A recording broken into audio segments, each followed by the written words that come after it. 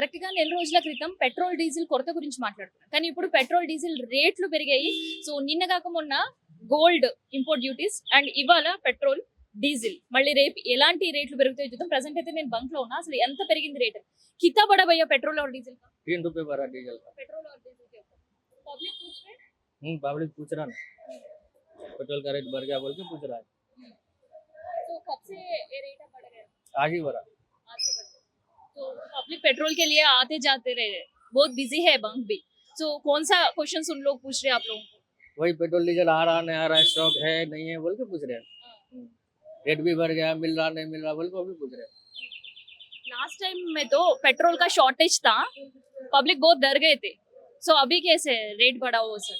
वही अभी भी पब्लिक डर के है, अभी रेट बढ़ गए, पेट्रोल मिल रहा है स्टॉक है नहीं है बोल के वो भी पूछ रहे हैं अभी पब्लिक। क्या बोल रहे फिर आप? अभी क्या बोलता हूँ मैं उसको, अभी है बोल के बोल रहा हूँ, रेट बढ़ गया, पेट्रोल डीजल भी है बोल रहा हूँ। तो इधर कब आता स्टॉक? स्टॉक तो इधर अभी है, अभी आता नहीं आता कि नहीं मालूम। तो पहले तो पब्लिक पूरा होने के बाद नहीं तो एक पॉइंट है तो तब पेट्रोल पंप में आते थे, आए तो भी 150 200 वैसे दिलवाते थे सब। अभी कैसे? अभी पूरा फुल टैंक, अभी पूरा है सो फुल टैंक करा के जा रहे हैं। एक ही वर्ड फुल टाइम। हम्म। पहले कैसे था? पैसा पहले आए तो 100 200 डला के जाते थे, अभी जो आए 200 डलाने वाले फुल टैंक करके जा रहे हैं अभी। डर के? हाँ। ఎందుకంటే పెట్రోల్ కొరత అనేది ఒక్కసారి ఫేస్ చేశారు. రియాలిటీకి అది కాస్త పెట్రోల్ కొరతతో పాటు ఏంటంటే పెట్రోల్ అవైలబిలిటీ బంక్స్ లో లేకపోవడం వల్ల క్లోజ్ చేసిన బంక్స్ అండ్ వీళ్ళ డబ్బులు సంబంధించి ఆ ఇష్యూ పక్కన పెడితే, సో ఇప్పుడు మళ్ళీ జనాల్లో ఒక టెన్షన్, పెట్రోల్ డీజిల్ దొరుకుతుందా లేదా, రేట్స్ పెరిగాయంటే నిల్వలు తగ్గాయి కదా అనే ఒక ఈక్వేషన్స్ తో వచ్చిన ప్రతి ఒక్కరు కూడా ఫుల్ ట్యాంక్స్ కొట్టించుకొని వెళ్ళిపోయే పరిస్థితి. సో అందుకనే మళ్ళీ ఈ 2 రోజుల్లో పెట్రోల్ బంక్ లో నో స్టాక్ బోర్డు చూసే అవకాశం అయితే ఉంటుంది. సో ఇంకొంతమంది పబ్లిక్ తో మాట్లాడడం పెట్రోల్ అండ్ డీజిల్ రేట్స్ పైన వాళ్ళు ఏమంటారు? పెంచినంట కదండి మళ్ళీ పెంచినారు. గ్యాస్ పరిస్థితి ఎట్లా ఉంది అసలు? గ్యాస్ కూడా పెంచేటట్టే ఉన్నారు నాకు తెలిసి కొన్ని రోజుల్లో.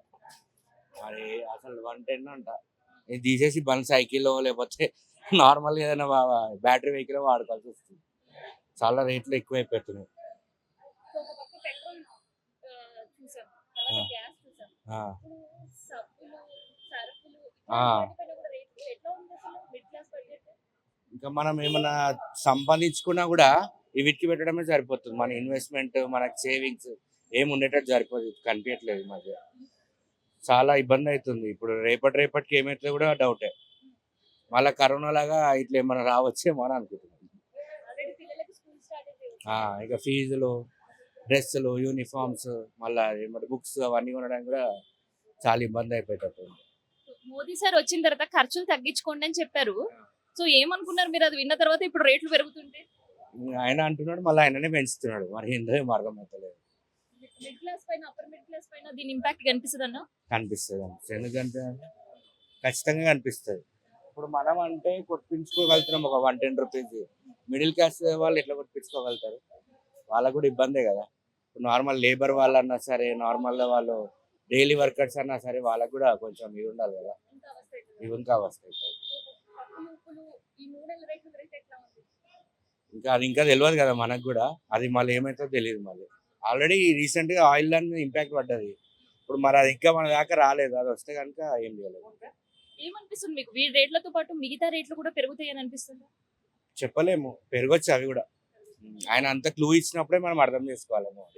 ఎట్లా ఉందంటే ఏం చెప్తామండి, ఉదుకుని ఉంటున్నా ఉదుకుని లేదు, అక్కడ లేదు, మళ్ళీ ఇక్కడికి రావచ్చు వచ్చింది.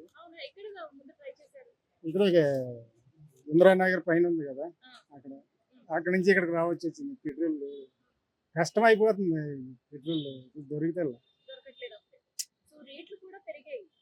రేట్లు అండి. గ్యాస్ రేటు 9.60 అండి. అంటే బుకింగ్ చేస్తే 9.60 తీసుకుంటున్నారు. బ్లాక్ లో అయితే 4,000 3,000 అలాగే అంటున్నారు. మోదీ సార్ చెప్పి వెళ్ళిన తర్వాత బంగారం రేట్ పెరిగింది, ఇవాళ పెట్రోల్ రేట్ పెరిగింది, సో రేపు నూనెల రేట్ పెరగబోతుంది. ఏమనిపిస్తుంది? మిడిల్ క్లాస్ వ్యవస్థ ఎట్లా ఉండబోతుంది? అట్లా కాదు, మోడీ సార్ వచ్చాక బాగా ఇబ్బంది అయిపోతుంది మాకు. బాగా రేట్లు బాగా పెంచేశారు. బాగా ప్రజలకి ఇబ్బంది కారణం బాగా ఎక్కువగా. ఇంత బాధ ఎప్పుడు పడలేదు. బాగా విపరీతమైన బాధ వచ్చేస్తుంది. నూనె ప్యాకెట్ కొనుక్కోవాలంటే పేదోడు ఏం కొనుక్కుంటాడు అసలు చెప్తాడు. ఆ పేదోడికి ఇప్పుడు రోజువారీ కూలి ఎంత ఇస్తున్నారు? 700 800 ఇస్తున్నారు. దాంట్లో 200 ఇటు ప్యాకెట్ నూనె ప్యాకెట్ కొనుక్కోవాలంటే ఎంత ఇబ్బంది వచ్చేస్తుంది. ఇంకేం బతుకుతాడు పేదోడు?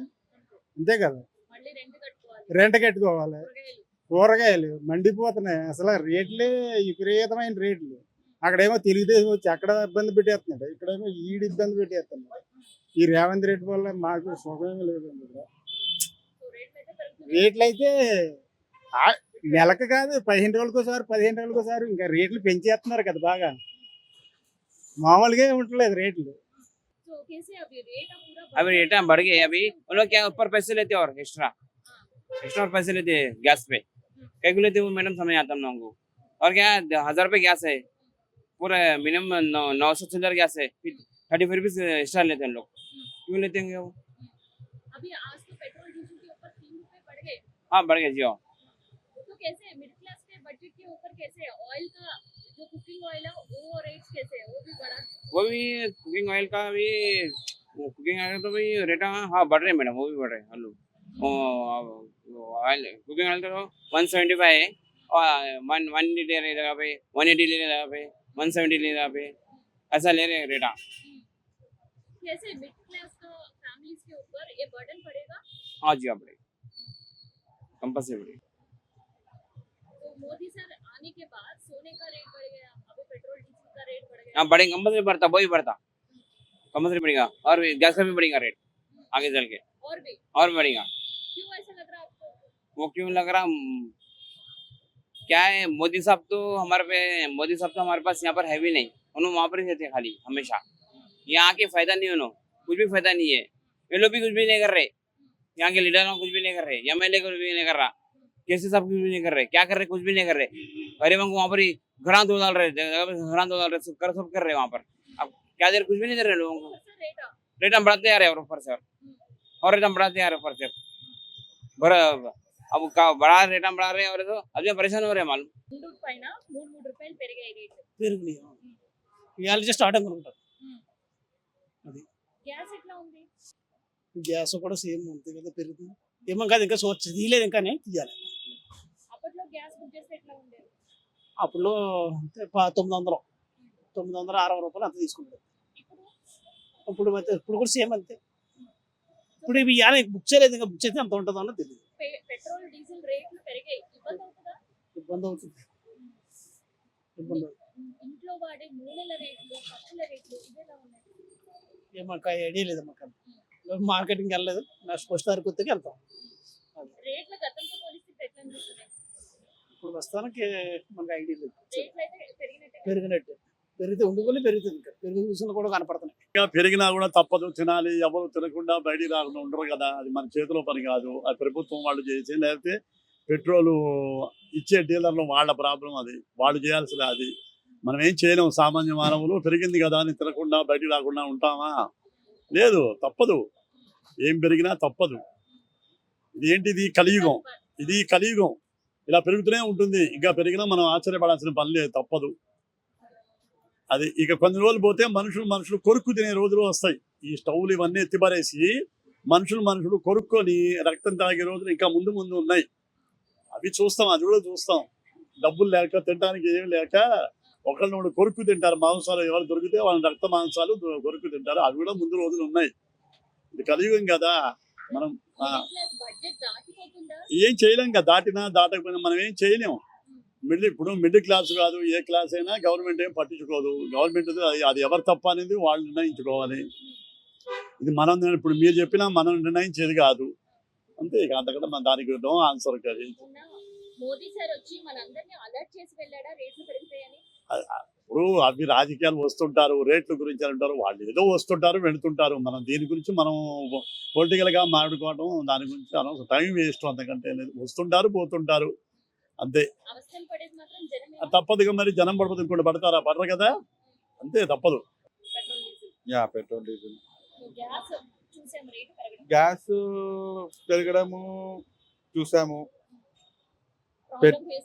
గ్యాస్ అంటే 1 month కి ఒకసారి కాబట్టి అడ్జస్ట్ అవ్వచ్చు పెట్రోల్ అంటే డైలీ యూస్ మాలాంటి ఎంప్లాయీస్ కి డైలీ కంపల్సరీ పెట్రోల్ పోయించుకోవాలి మొన్ననే పెట్రోల్ స్టాక్ లేనప్పుడు చాలా ప్రాబ్లం ఫేస్ అయ్యాము బ్లాక్ లో కొన్నాము.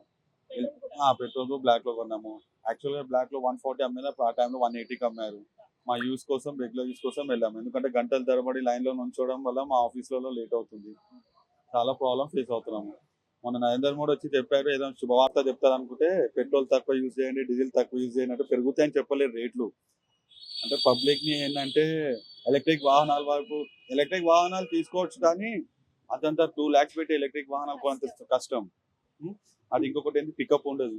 ఫ్యామిలీ మొత్తం లేదు. ఒకవేళ ఎక్కడ రిపేర్ అయి ఉందంటే ఎలక్ట్రిక్ దొరకడు. అలాంటి ఫెసిలిటీస్ లేనప్పుడు ఎలక్ట్రిక్ వాహనం కొని ఏం చేస్తాం మేము? పెట్రోల్ పెంచుతాం పోనీ మా శాలరీస్ కూడా అలానే పెంచాలి కదా. శాలరీస్ పెరగట్లేదు, పెట్రోల్ మట్టుకు పెరుగుతుంది, గ్యాస్ బ్లాక్ లో 3000 రూపీస్.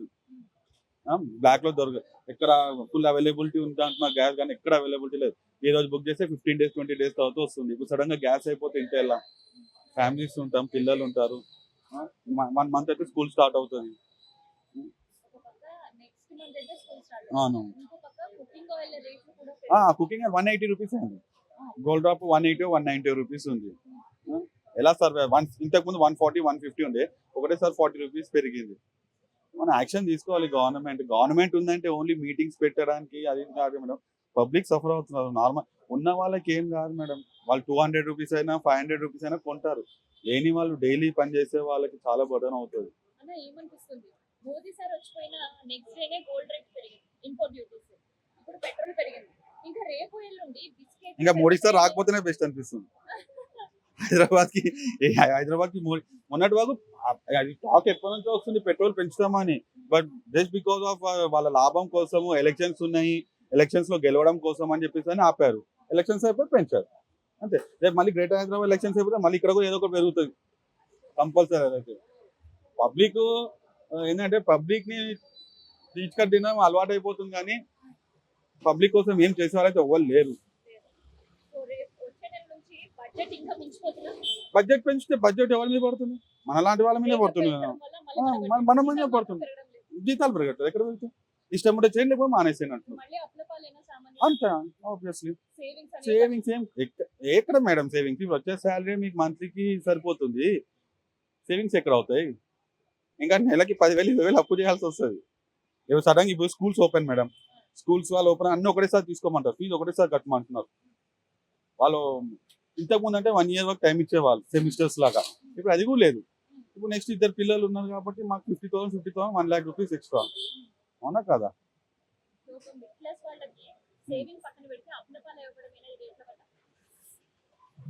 99% అదే మేడం.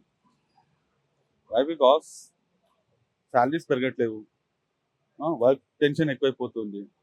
వెళ్ళి పెట్రోల్ పెరిగింది, శాలరీ పెంచండి అంటే ఇష్టం ఉంటే చేయండి, లేకపోతే లేదు, మీకంటే తక్కువ చేసే వాళ్ళు ఉన్నారు అంటున్నారు. సో ఇవన్నీ చేసుకోవడం ఎలా? ఒక మిడిల్ క్లాస్ వాళ్ళకి, ఉన్న వాళ్ళంటే వాళ్ళకి ఏం కాదు మేడం, వాళ్ళు చేయగలుగుతారు. ఇప్పుడు మామూలుగా మిడిల్ క్లాస్ వాళ్ళు ఎక్కడికి వెళ్ళి ఏం చేసేటట్టున్నారు చెప్పండి? ఒక మల్టీప్లెక్స్ మాల్కి వెళ్ళాలంటే అక్కడ సినిమా చూడాలంటే 2,000 రూపాయలు 3,000 రూపాయలు అవుతుంది. ఇక షాపింగ్ మాల్కి వెళ్ళాలంటే అక్కడ ఖర్చు అవుతుంది. ఇక కానీ వెళ్ళి తిన్నామంటే అక్కడ ఖర్చు. అంతంత గ్యాస్ పెరిగింది, ఏం చేయాలా మేము అని చెప్పి వాళ్ళు రేట్లు పెంచుతారు. వాళ్ళని కూడా ఏమనేటట్లు ఏం కదా. ప్రతి మిడిల్ క్లాస్ పీపుల్ చాలా ప్రాబ్లమ్స్ సఫర్ చాలా అవుతున్నారు. మేడం ఉన్న వాళ్ళకి ఏం ప్రాబ్లం లేదు, లేని వాళ్ళకి ఏం ప్రాబ్లం లేదు. ఎందుకంటే వాళ్ళకి అలవాటు అయిపోయింది. మిడిల్ క్లాస్ వాళ్ళు ఏంటంటే ఆశతో బతుకుతాడు. అది తినాలి, అక్కడికి వెళ్ళాలి, ఇక్కడికి వెళ్ళాలి. సో దానివల్ల అప్పులు చేస్తారు.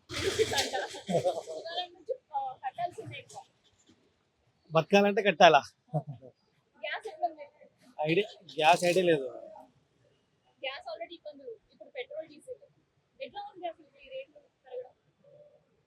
మనం చెప్పాలంటే కష్టం.